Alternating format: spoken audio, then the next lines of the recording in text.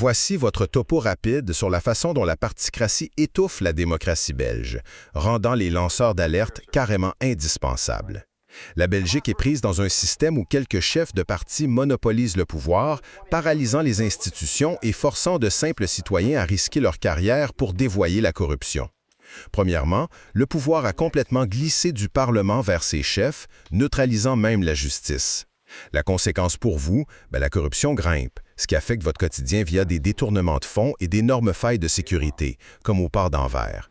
C'est un peu comme si l'arbitre jouait secrètement pour une équipe. Sur la glace, c'est impossible d'espérer un match juste sans quelqu'un qui dénonce la triche de l'interne. Deuxièmement, face à ce système hyper opaque, les lanceurs d'alerte sont devenus notre seul filet de sécurité. Mais les lois censées les protéger sont un vrai casse-tête. Imaginez un peu, 87% des plaintes au privé sont carrément rejetées. Sans aucun soutien, traverser ce champ de mine juridique pour dénoncer son boss, ça relève aujourd'hui presque du suicide professionnel. Finalement, les conséquences à long terme pour la démocratie sont vraiment lourdes. Avec les nouvelles réformes d'austérité, les risques d'abus explosent et pire encore, les dénonciateurs affrontent de plus en plus de poursuites bâillons conçues uniquement pour les ruiner.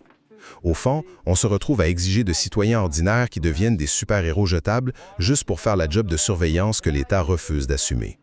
Pour sauver sa démocratie, la Belgique va devoir arrêter de traiter ces courageux dénonciateurs comme des fauteurs de troubles et commencer à les protéger comme les ultimes gardiens du bien public.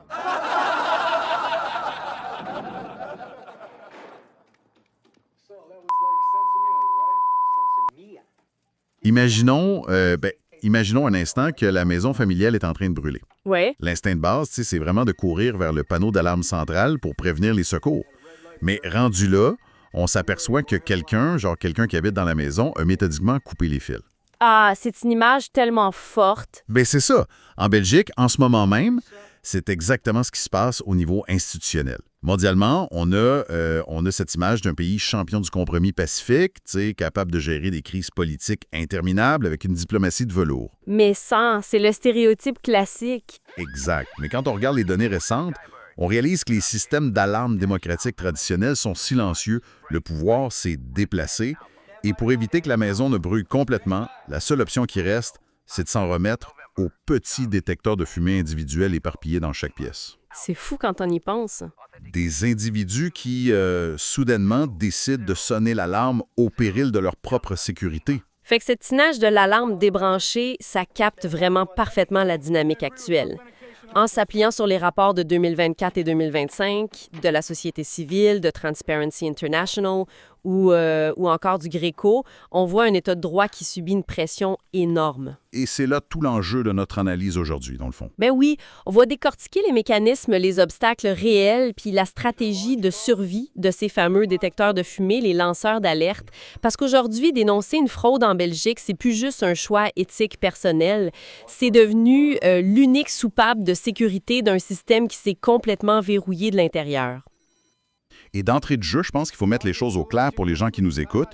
Quand on s'appuie sur ces rapports d'organismes indépendants ou sur les constats de l'Institut fédéral des droits humains, l'idée, c'est pas de faire le procès du gouvernement en place. Non, pas du tout. Peu importe où on se situe politiquement par rapport à la coalition Arizona actuelle, les données brutes documentent une mutation structurelle. On observe froidement comment le pouvoir s'exerce, puis pourquoi les balises habituelles fonctionnent juste plus. Exactement.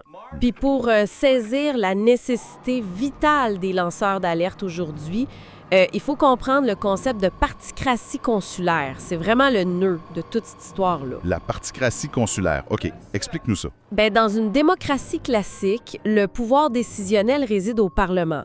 Les élus débattent, ils contrôlent l'exécutif. C'est la base. Mais en Belgique, ce pouvoir a migré vers les présidences de partis. Ah ouais. Ces dirigeants-là, ils agissent comme des consuls qui négocient à huis clos.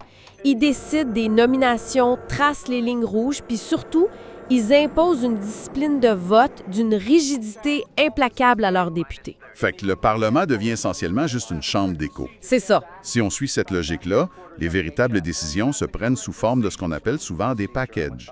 On a vu des coalitions avec 6 ou 7 partis. C'est un peu... C'est hyper complexe. C'est comme des échanges de cartes de hockey à grande échelle, genre un parti va dire je te laisse passer cette réforme sur l'environnement, mais en échange, tu fermes les yeux sur la façon dont on attribue les contrats dans tel hôpital public. C'est le mécanisme exact. Puis la conséquence de cette politique de package-là, c'est qu'elle paralyse toute forme de contrôle interne. Parce que tout le monde se tient. Ben oui. Si un fonctionnaire ou un député découvre une magouille dans l'attribution d'un marché public, il peut pas juste lever la main. S'il le fait, il dénonce pas juste un contrat frauduleux, il menace de faire s'effondrer tout l'accord de coalition. Fait que la loyauté au parti devient genre supérieure à la loi. Absolument. Et c'est là que les angles morts se multiplient dangereusement. Et on s'entend qu'on parle pas de petits vols de fournitures de bureaux. Là. Les rapports identifient des zones de risque massifs. Je pense notamment aux intercommunales puis aux marchés publics. Le fantôme du scandale Publifin, il est loin d'avoir disparu. Ah, vraiment pas. Dès qu'on se trouve à l'intersection de l'argent public puis des nominations politiques locales, le clientélisme devient un risque systémique, mais ça va beaucoup plus loin que l'économie. La santé publique, c'est constamment cité comme une poudrière. La santé puis l'environnement, oui. C'est là que le silence administratif a des répercussions littéralement létales. Ouais. Imaginons une administration qui subit des pressions pour ignorer des manquements graves aux normes de pollution par une usine locale. Juste parce que cette usine-là, c'est le plus grand employeur de la région puis qu'elle soutient tel ou tel élu. Ce qui arrive souvent, tu sais. Exact. Les inspecteurs le savent, les chefs de service le savent, mais le système étouffe l'information pour maintenir l'équilibre politique. C'est glaçant parce qu'au bout de la ligne, il y a des vrais citoyens qui respirent cet air-là ou qui boivent cette eau-là. Puis on peut ajouter à ça la gestion des fonds européens qui est un autre trou noir. Ah, mon Dieu, oui. La structure fédérale belge est déjà un casse-tête monumental en soi, fait que quand on superpose ça aux strates bureaucratiques de l'Union européenne, ça crée un écran de fumée parfait pour le détournement de subventions. C'est tellement complexe que personne ne peut vraiment auditer le tout de l'extérieur. C'est ça. Il faut absolument quelqu'un de l'intérieur pour pointer du doigt la ligne de code ou la facture trafiquée. Mais concrètement, tu sais, si un employé tombe sur cette facture-là, la théorie voudrait que la loi le protège s'il parle. La Belgique a quand même passé des lois dans 2022, non? Oui, la transposition de la directive européenne de 2019 a donné naissance à 2 lois majeures en 2022. Une pour le secteur privé, puis l'autre pour le secteur public. OK. Puis sur le strict plan théorique, le législateur a même été plus loin que ce que l'Europe demandait.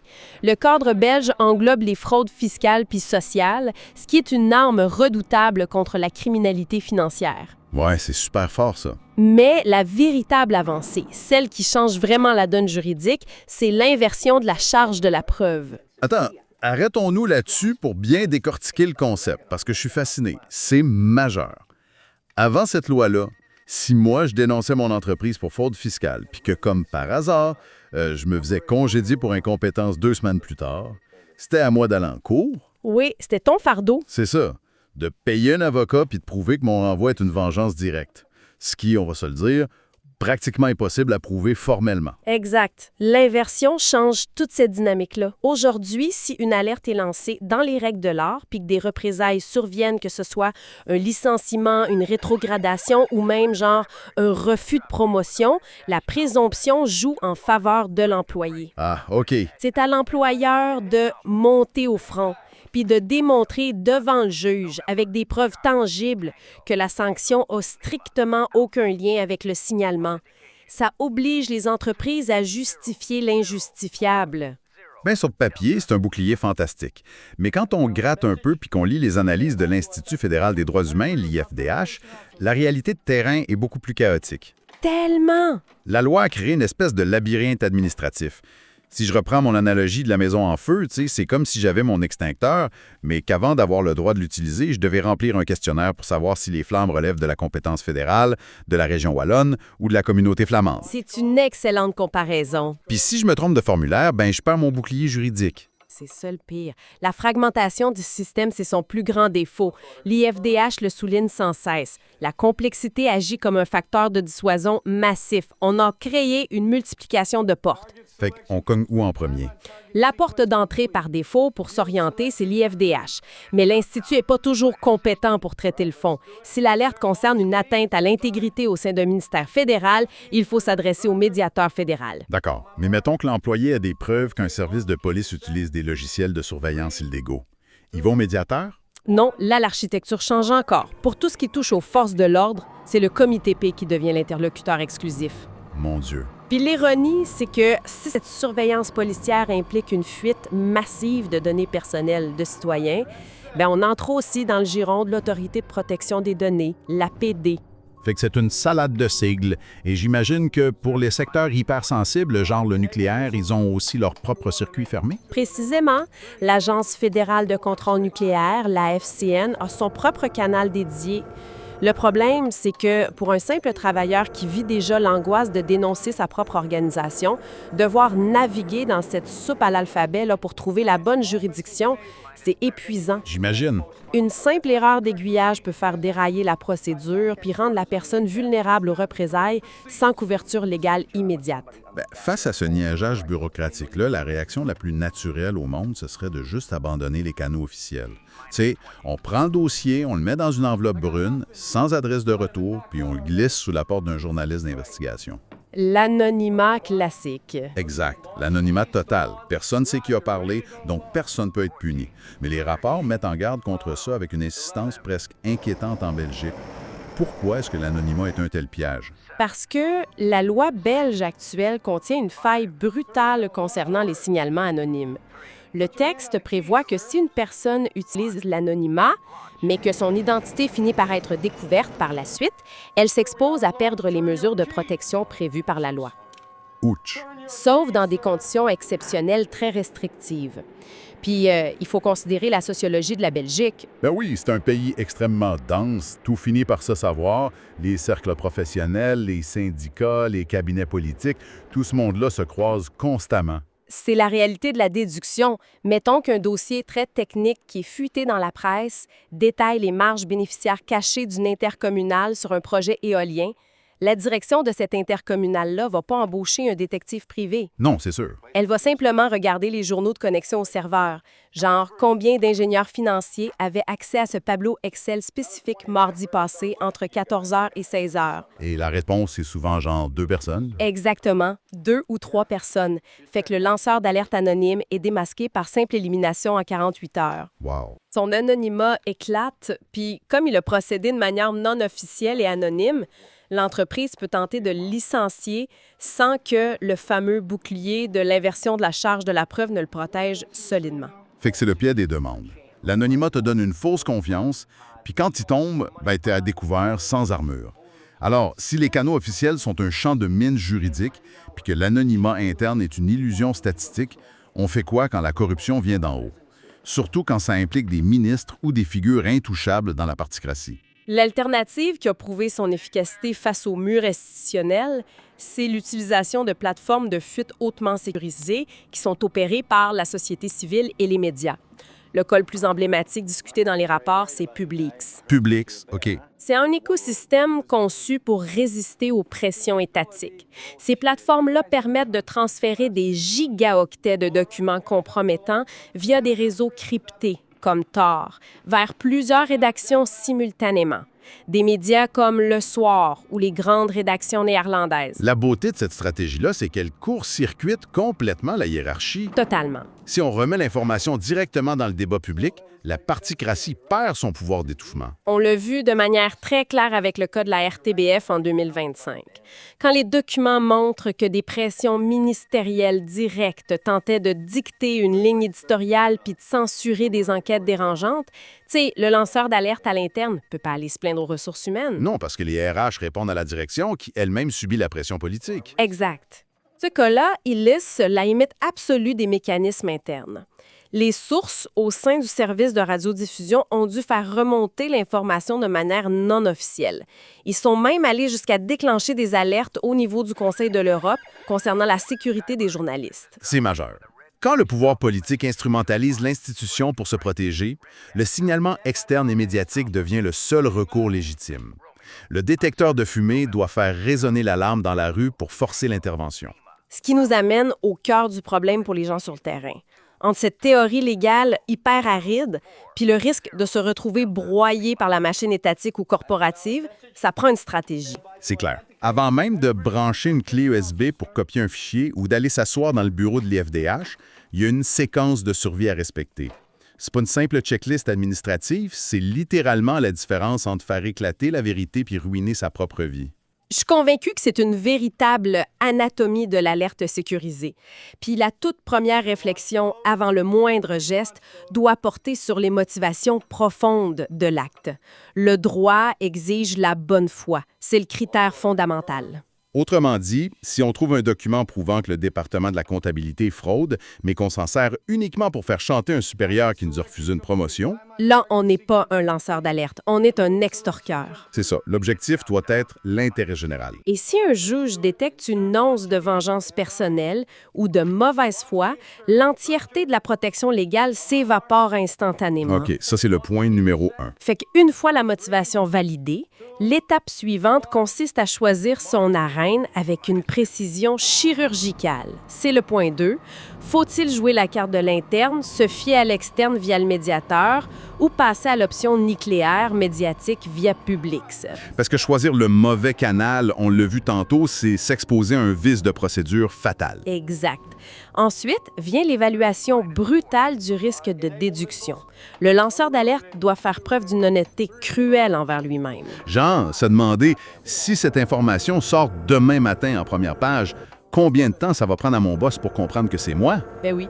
Si on est le seul analyste de données à avoir compilé le rapport incriminant, l'anonymat n'existe pas. Il faut assumer qu'on sera découvert. Et se préparer en conséquence. Oui, préparer sa défense à l'avance, peut-être en allant consigner son identité puis sa démarche de manière confidentielle auprès de l'IFDH, juste pour avoir une preuve aura datée de son statut. Fait que ça mène au 4e élément de la stratégie qui est sans doute le plus difficile à encaisser, je trouve. La préparation financière et psychologique.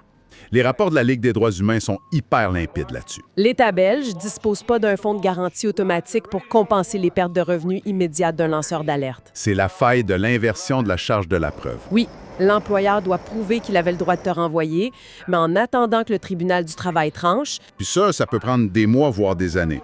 fait que c'est toi qui payes ton épicerie, ton loyer, puis surtout les honoraires d'avocat. La pression d'assécher financièrement le lanceur d'alerte, c'est une tactique classique des grandes organisations. Sans parler de l'isolement social. Du jour au lendemain, les collègues s'éloignent par peur d'être associés à un traître. C'est un sacrifice monumental. Ce qui nous amène au dernier maillon, souvent oublié de cette chaîne de survie, le point 5, la gestion des dommages collatéraux puis la protection de ce que la loi appelle les facilitateurs. Ah, les fameux facilitateurs. Ça, c'est fascinant parce que ça illustre à quel point la répression peut être créative. Mettons si je décide de fuiter des documents, mais que je suis pas très doué en informatique. Ouais. Puis que je demande aux techniciens TI de l'entreprise de m'aider à contourner un pare-feu pour extraire les fichiers. Ou bien, si je vais voir mon représentant syndical pour lui demander conseil avant d'agir. Ces gens-là deviennent des cibles. Totalement. Et l'histoire récente des fuites montre que les directions, lorsqu'elles sont bloquées légalement, puis qu'elles ne peuvent pas s'en prendre directement aux lanceurs d'alerte à cause de la loi de 2022, ben elles vont opérer des manœuvres de contournement. C'est sournois? Elles vont licencier le technicien TI pour genre violation des protocoles de sécurité ou harceler le collègue qui a aidé à la rédaction du dossier. Fait que la loi protège-tu ces gens-là? Le statut de facilitateur existe dans la loi pour leur offrir une protection, oui, mais dans la pratique, cette protection-là est beaucoup plus floue à faire appliquer. Fait qu'une alerte bien planifiée intègre la sécurité de ses alliés de l'ombre dès la toute première seconde. La bonne intention, le bon canal, le calcul du risque de déduction, le bouclier financier, puis la protection des alliés. Quand on met tous ces éléments-là bout à bout, le portrait du lanceur d'alerte change drastiquement. Vraiment? On est super loin de l'image du fonctionnaire mécontent ou du rebelle marginal. Surtout dans l'atmosphère politique qui se dessine avec le fédéralisme de réforme projeté pour 2025-2029 par la coalition Arizona. Oui, on s'attend à une rigueur budgétaire accrue. Puis l'histoire nous apprend que l'austérité budgétaire augmente statistiquement le risque de coupure dans les contrôles qualité, de négligence dans les infrastructures sociales ou de dérive dans l'attribution des contrats. En parallèle, la Ligue des droits humains souligne aussi une approche plus stricte en matière de maintien de l'ordre. Ça va de l'utilisation de drones de surveillance par des municipalités à des modifications du code pénal sur l'atteinte à l'autorité. C'est un cocktail intense. Dans ce climat de tension cumulée où le pouvoir politique centralise les décisions pour survivre à la fragmentation de la particratie, le lanceur d'alerte est plus perçu par la société civile comme une anomalie. Il est perçu comme l'infrastructure de secours de la démocratie. C'est l'ultime contre-pouvoir. Quand la machine s'emballe puis que l'arbitre a les yeux bandés, c'est la seule personne capable d'appuyer sur le frein d'urgence. Mais cette évolution-là pose une question de fond, une question presque philosophique sur la solidité de nos États de droit. Je t'écoute. Si une démocratie moderne, dotée de parlements, de tribunaux, d'agences de régulation, puis de constitutions super complexes, en est réduite à devoir s'en remettre aux sacrifices psychologiques, financiers et professionnels d'individus isolés, Ouais. juste pour corriger ses propres actes de corruption ou ses dérives autoritaires. Ne faut-il pas admettre que l'architecture même du système a perdu sa capacité de se réparer de l'intérieur? C'est une réflexion frappante pour terminer. Parce qu'en fin de compte, célébrer le courage de ces détecteurs de fumée individuels, c'est nécessaire. Mais ça devrait surtout nous forcer à demander qui, au sommet de l'édifice, continue de couper délibérément les fils du système d'alarme principal.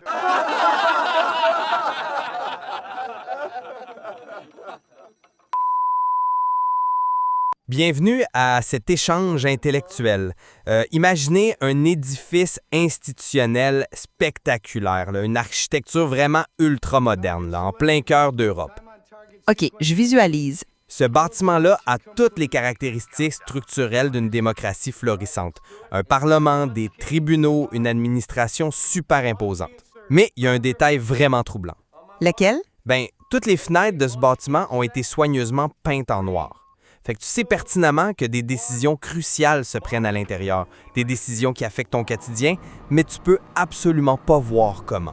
Et de temps en temps, la seule façon pour le grand public de comprendre ce qui se trame réellement dans l'obscurité de ces pièces-là, c'est lorsqu'un individu de l'intérieur décide de briser une de ces fenêtres pour laisser entrer un peu de lumière. Exactement, c'est une belle image, mais la véritable question qui se pose alors, c'est la suivante. Doit-on simplement applaudir le courage de la personne qui brise la vitre, quitte à se couper les mains, ou doit-on exiger de savoir pourquoi l'architecte a délibérément peint ses fenêtres en noir dès le départ? Ouais, c'est le cœur du problème. C'est ça. Aujourd'hui, on plonge au cœur de la mécanique démocratique pour explorer une question centrale. La Belgique a-t-elle structurellement besoin de lanceurs d'alerte pour compenser les graves défaillances de son système politique et administratif? C'est une question d'une urgence absolue, puis on part pas de nulle part.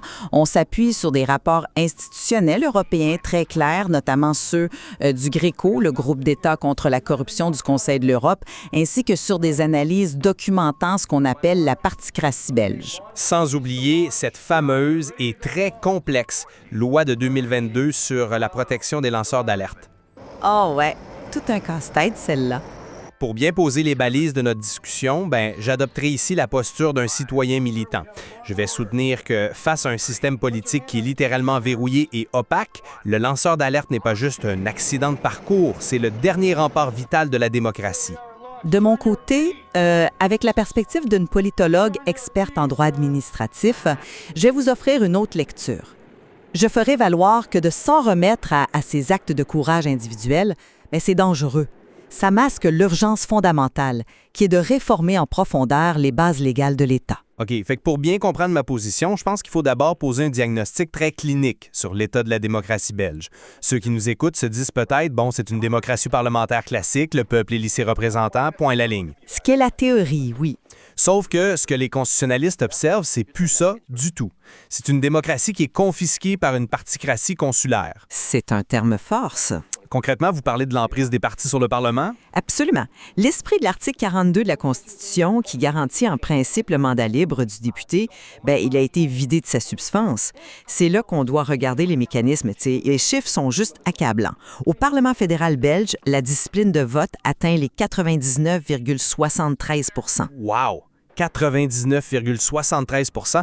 C'est effarant comme statistique, j'avoue. Ça veut dire que les élus représentent plus les citoyens de leur circonscription. Ils appuient sur un bouton vert ou rouge selon les directives strictes de leur président de parti. Ouais. Et le corollaire de ça, c'est que le véritable pouvoir s'est déplacé hors de la Chambre des représentants.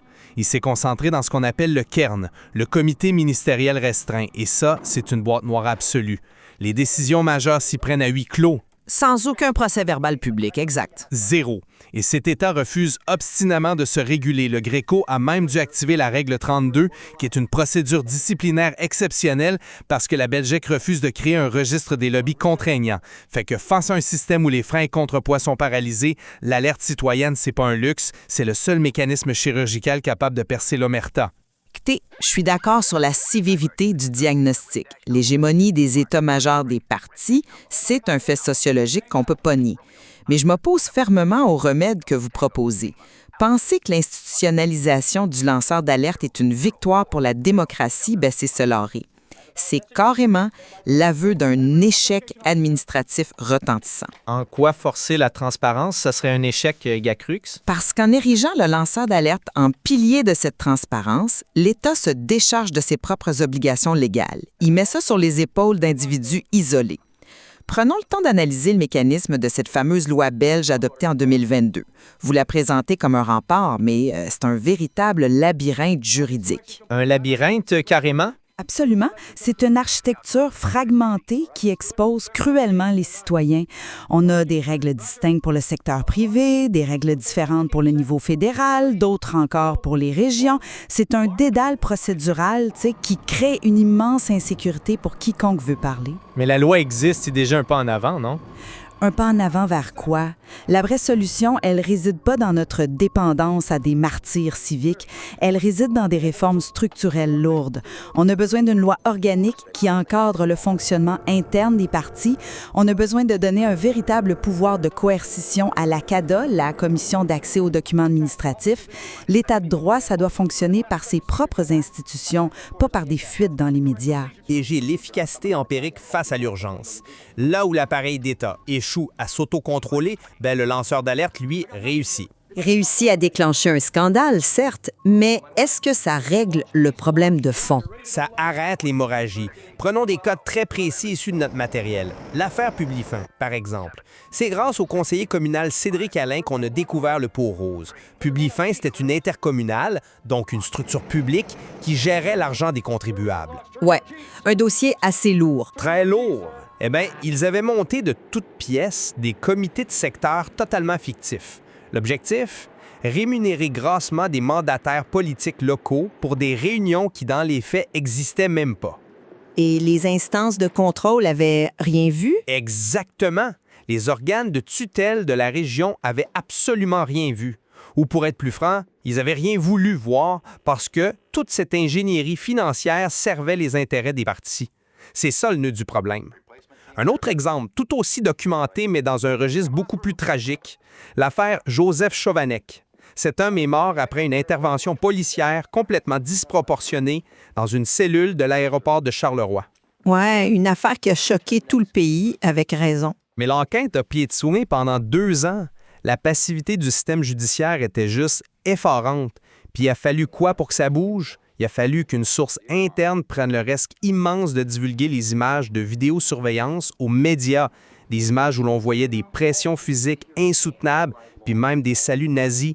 Sans cette fuite, l'omerta policière et judiciaire aurait étouffé l'affaire pour toujours. Je l'accorde, la fuite a été le déclencheur. Fait qu'on ne peut pas demander aux citoyens ou aux victimes d'attendre sagement qu'une loi organique sur les partis soit votée pendant que des violations des droits humains se produisent maintenant. L'efficacité du lanceur d'alerte est incontestable parce que c'est la seule chose qui brise le huis clos. Le problème avec cet argument-là, c'est qu'il occulte complètement les dégâts collatéraux. S'en remettre aux lanceurs d'alerte pour soigner les maux de la démocratie, c'est comme donner des analgésiques pour une fracture ouverte au lieu de poser un plâtre. Ah, c'est une image frappante. Et elle est très exacte. Sur le moment, oui, l'analgésique soulage. Le scandale éclate, le public est temporairement apaisé par l'illusion d'une justice en marche, mais l'os reste brisé. La structure n'a pas changé. Pire encore, pour déclencher ce scandale, vous demandez à un simple citoyen de sauter dans le vide avec un parachute troué. Laissez-moi vous expliquer concrètement pourquoi cette loi de 2022 est ce que les juristes appellent une boîte à malice. Qu'entendez-vous par boîte à malice? La directive européenne à l'origine de cette loi ne couvre que 14 domaines bien précis, comme les marchés publics ou la sécurité des produits. La Belgique y en a ajouté la fraude fiscale et sociale.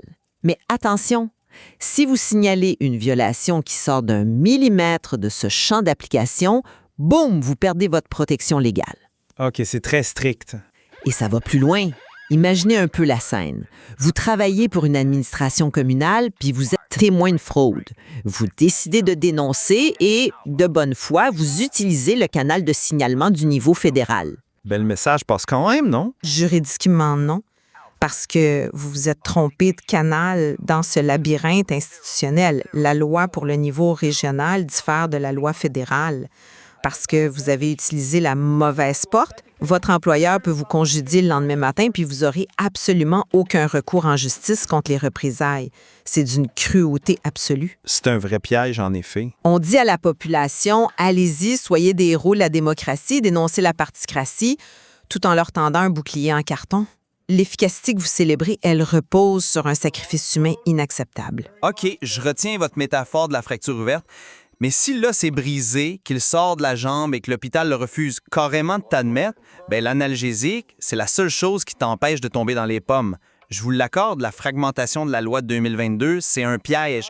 Le matériel qu'on a analysé, notamment le rapport de l'Institut fédéral des droits humains, le souligne très bien. Il réclame d'ailleurs une harmonisation urgente et un guichet unique. Mais on ne peut pas jeter le bébé avec l'eau du bain. Mais si l'outil détruit celui qui l'utilise? C'est pour ça qu'il faut l'améliorer, pas le rejeter. Rejeter le mécanisme de l'alerte sous prétexte que la loi est mal foutue, c'est se priver du seul levier qu'on a. Le lanceur d'alerte ne remplace pas le législateur. Il force le système à regarder ses propres failles. Le souci, c'est qu'en branquant tous les projecteurs médiatiques sur le courage de ces quelques lanceurs d'alerte, on détourne le regard collectif des vrais chantiers. Poussons un peu plus loin l'analyse systémique, si vous voulez bien. Ceux qui nous écoutent doivent se demander si on veut vraiment assainir le système public, pourquoi ne pas s'attaquer à la source? La solution, c'est d'imposer la transparence avant que l'abus ne se produise. Pas de pleurer sur le courage brisé d'un employé par la suite. Mais comment on fait ça concrètement dans le contexte politique actuel? Il faut regarder la mécanique électorale elle-même. Commençons par éliminer ce qu'on appelle la case de tête. Ah, le fameux système sur les bulletins de vote. C'est ça, c'est un mécanisme électoral belge où le parti décide de l'ordre d'importance des candidats sur le bulletin. Le résultat, est-ce pas seigneur. Si vous êtes député puis que vous critiquez votre chef, bien, aux prochaines élections, on vous relègue en bas de la liste. C'est la mort politique assurée. C'est précisément ce mécanisme-là qui génère le chiffre effarant de 99,73 % de discipline de vote dont vous parliez tantôt. Donc, on change la loi électorale. Et pour la transparence de l'exécutif? On impose une transparence proactive et immédiate des agendas ministériels. Aujourd'hui, un ministre du fameux Cairn peut rencontrer n'importe quel lobbyiste sans en laisser la moindre trace. Le Parlement et l'exécutif refusent d'avoir un registre commun des lobbies. Il faut forcer cette publicité par le droit administratif. C'est sûr que ça aiderait. Il faut aussi légiférer sévèrement sur le pantouflage, tu sais, quand les membres des cabinets ministériels quittent leurs fonctions le vendredi pour aller travailler le lundi chez les géants d'énergie qu'ils étaient censés réguler. Si la loi octroyait à la CADA un pouvoir de sanction réel, c'est-à-dire le pouvoir d'imposer des amendes pour forcer la publication d'un document, on n'aurait pas besoin de FIT. On délègue notre droit à l'information à la bravoure d'un employé solitaire, puis c'est une véritable dépossession démocratique. C'est là qu'on se frappe à un mur majeur avec votre solution. Ceux qui nous écoutent voient très bien le paradoxe. Vous demandez au système de s'auto-réformer. Vous exigez que les acteurs mêmes qui profitent de cette opacité, donc la majorité parlementaire téléguidée par les présidents de parti, votent ces magnifiques réformes pour s'enlever leurs propres privilèges. Le droit a souvent forcé les institutions à s'adapter par le passé. Pas en Belgique, malheureusement. Et le matériel source est sans un équivoque là-dessus. L'incapacité de l'État à sanctionner ses propres manquements est systémique. Prenez l'exemple du contrôle des patrimoines et mandataires publics. Le Gréco place la Belgique sous la procédure disciplinaire de la règle 32. Pourquoi? Parce que ça fait 10 ans que le pays refuse de vérifier si ses politiciens s'enrichissent illégalement pendant leur mandat. Savez-vous comment ça marche actuellement? C'est assez archaïque, je le concède. Archaïque, c'est un euphémisme. Écoutez bien.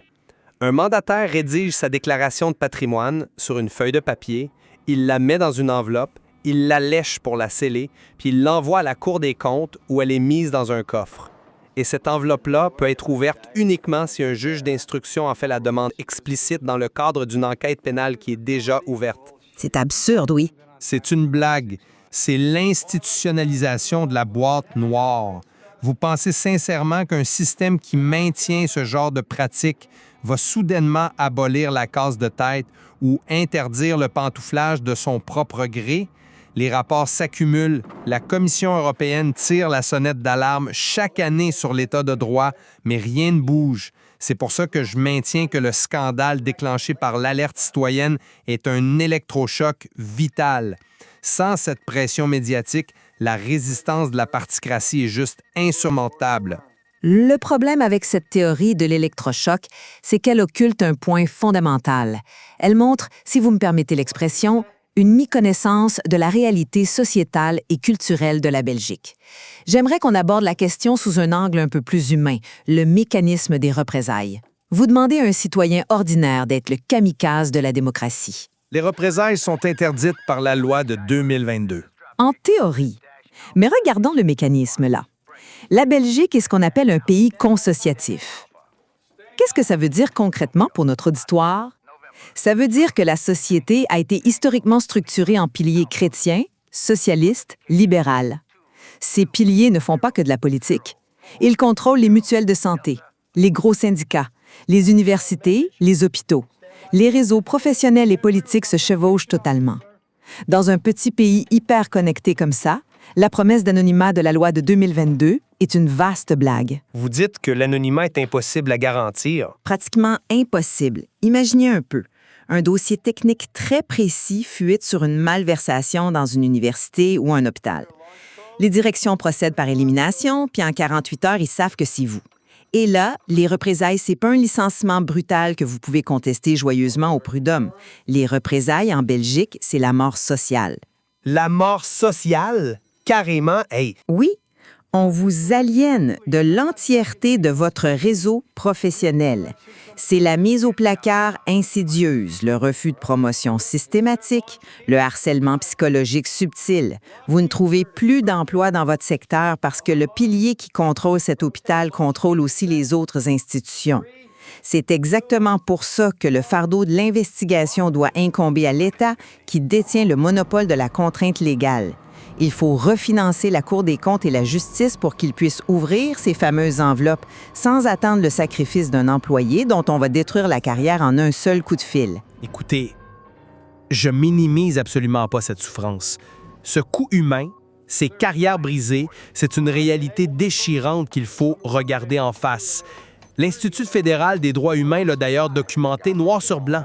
Le soutien psychologique et financier est une lacune béante de la législation actuelle. Faire un signalement aujourd'hui, on s'entend, c'est s'engager dans un véritable chemin de croix. Mais c'est là qu'on diverge sur la solution. Mais comment vous pouvez justifier le maintien de ce fardeau alors? Parce qu'on ne peut pas juste baisser les bras en attendant l'utopie d'un État qui s'autorégule. Il faut agir pour blinder cette protection-là. La solution pratique, c'est d'instaurer un fonds de garantie pour les lanceurs d'alerte. Imaginez le mécanisme. On utilise un pourcentage des millions d'euros récupérés par l'État lors des amendes pour fraude, des fraudes qui n'auraient jamais été découvertes sans l'alerte, et on verse cet argent dans un fonds. Ça permettrait de compenser la perte de revenus de l'employé mis au placard puis de payer ses frais d'avocat. Mais l'argent répare pas la mort sociale ni le rejet professionnel. Non, c'est sûr, mais ça donne au moins les armes pour survivre le temps de mener la bataille. Et au-delà de la mécanique juridique, c'est un combat profondément culturel. Vous parliez du système des piliers. Ce système-là a engendré une culture administrative très frileuse où la loyauté aveugle au groupe, au parti, prime toujours sur l'intérêt général. Il faut faire exploser cet omerta institutionnel. On doit passer d'une culture du secret à une véritable culture de la parole. Mais c'est très difficile à imposer par le bas. Justement, si on ne fait pas de l'intégrité une valeur socialement supérieure à la loyauté partisane, les belles réformes de la Cour des comptes que vous souhaitez vont rester bloquées à jamais par les cabinets ministériels.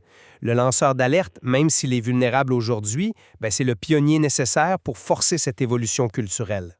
Pionnier peut-être, mais à quel prix personnel? C'est une vision quand même très romantique d'un processus qui, sur le terrain, broie des vies.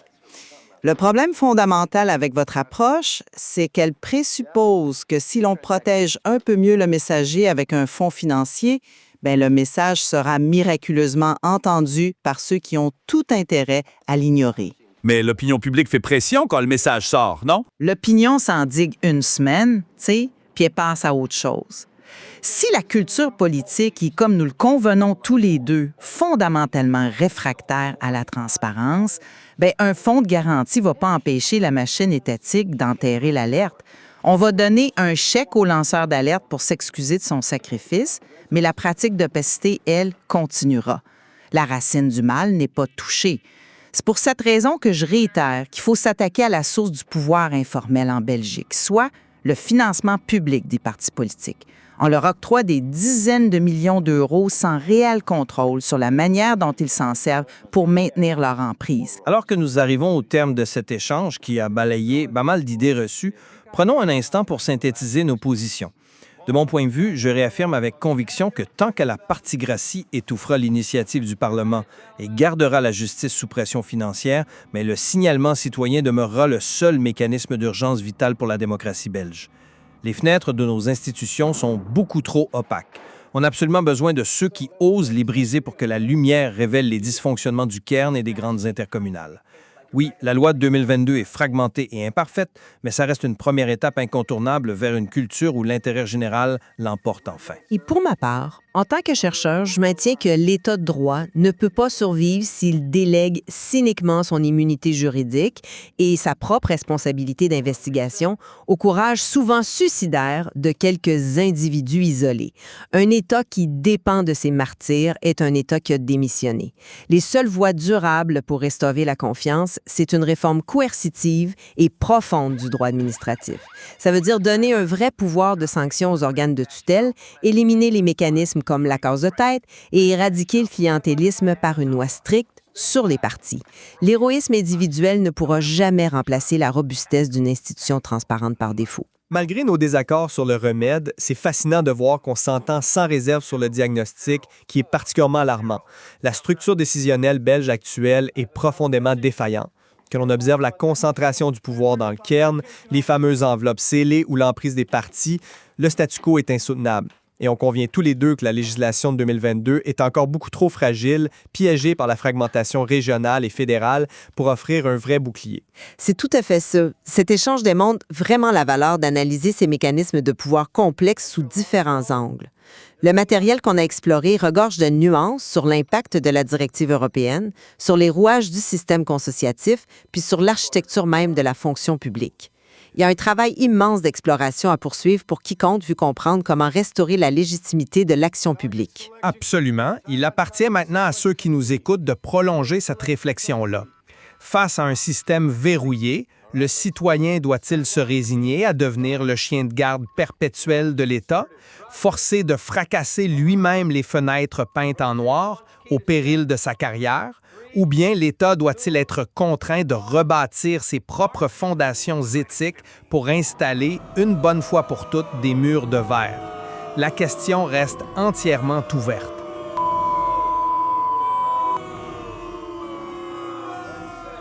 Bienvenue à la controverse. D'habitude, quand on veut évaluer la santé d'une démocratie, on fait une sorte de radiographie. Ouais, un scan rapide, genre. Exactement. On regarde les grands indicateurs électoraux, on jauge la liberté d'expression, l'indépendance de la presse, puis la machine nous sort un score bien net sur un écran. C'est vrai que c'est une approche très binaire et au fond très rassurante. Soit le pays organise des élections libres, soit il n'en organise pas. Ça permet de classer le monde facilement. C'est ça, c'est très réconfortant. Mais quand on pénètre vraiment dans la salle des machines, des structures institutionnelles, là où le pouvoir réel s'exerce au quotidien, puis où les décisions se prennent à huis clos, ben la radiographie suffit plus du tout. Non, on se retrouve à naviguer dans des eaux diagnostiques vraiment complexes. Absolument. Fait qu'aujourd'hui, on plonge au cœur des dynamiques de pouvoir d'un État qu'on qualifie souvent de laboratoire politique de l'Europe, c'est-à-dire la Belgique. C'est un cas d'école fascinant pour quiconque s'intéresse à la mécanique des États. Et c'est un laboratoire d'autant plus intéressant que son système politique fait face à une crise de légitimité très profonde en ce moment. Tu sais, c'est une crise qui interpelle directement tous les chercheurs en sciences politiques.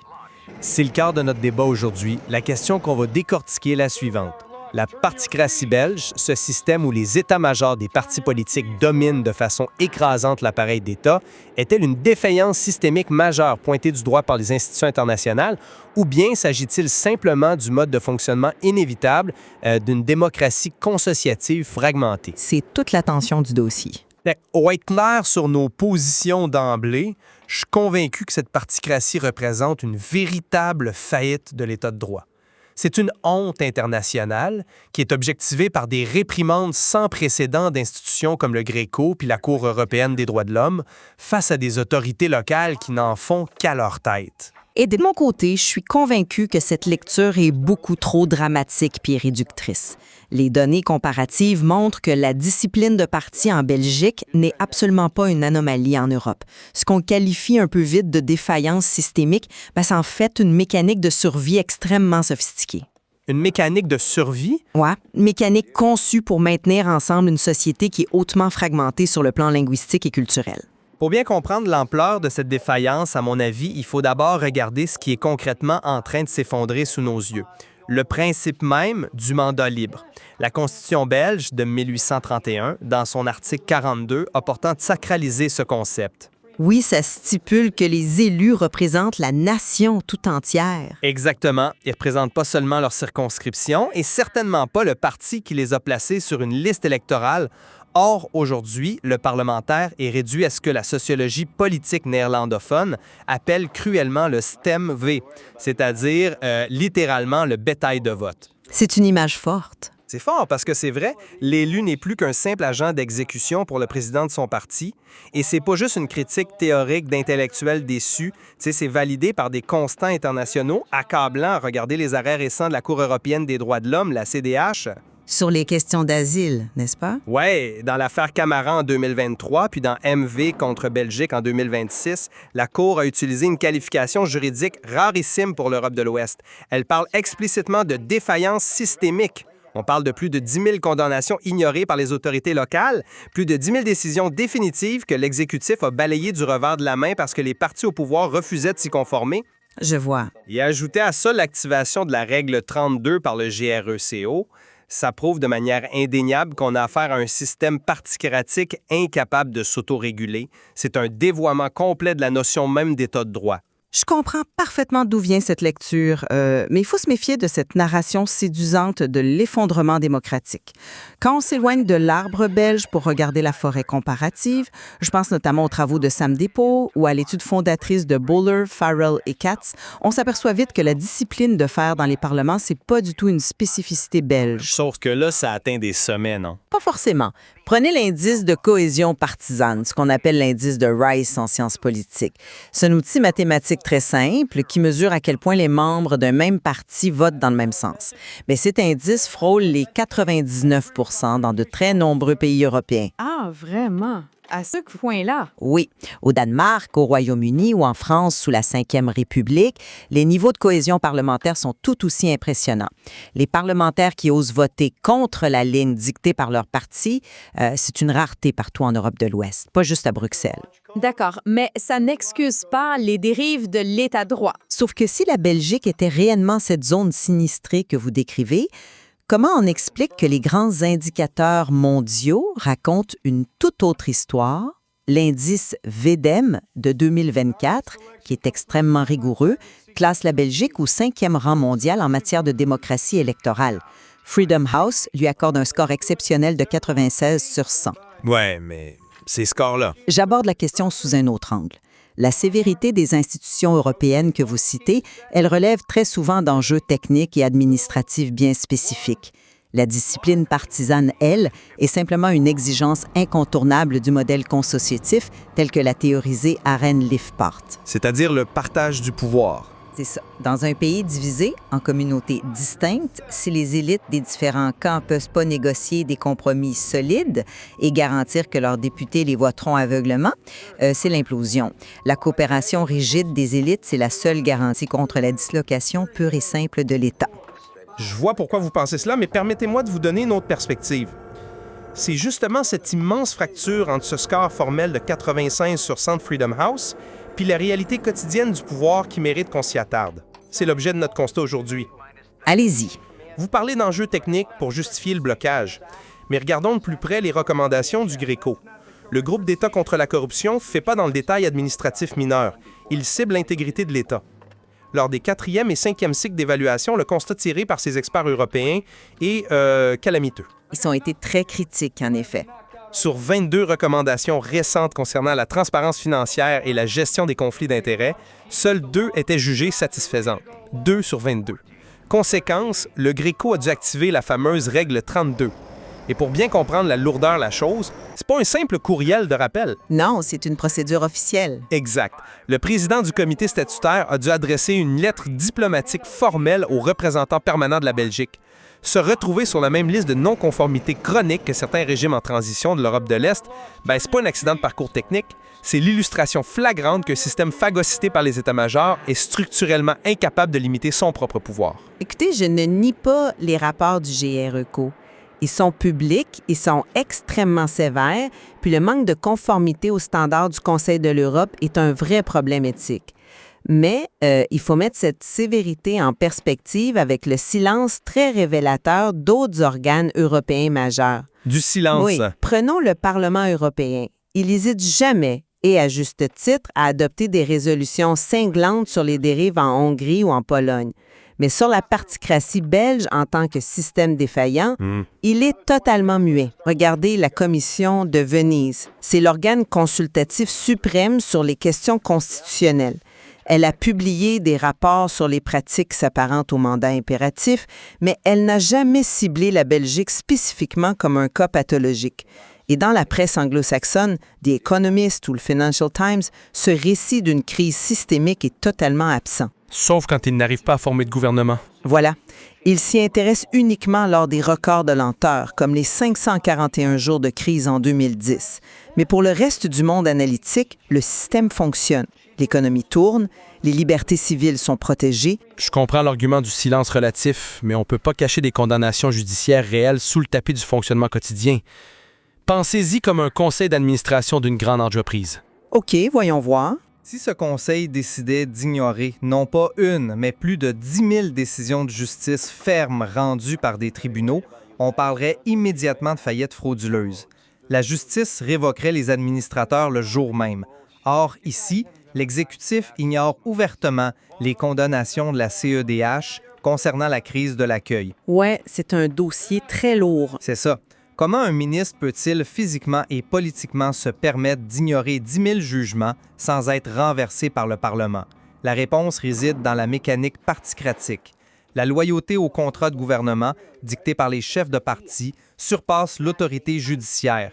N'est-ce pas la preuve d'une défaillance systémique? La comparaison avec le conseil d'administration frappe l'imagination, c'est sûr, mais elle mélange allègrement les registres.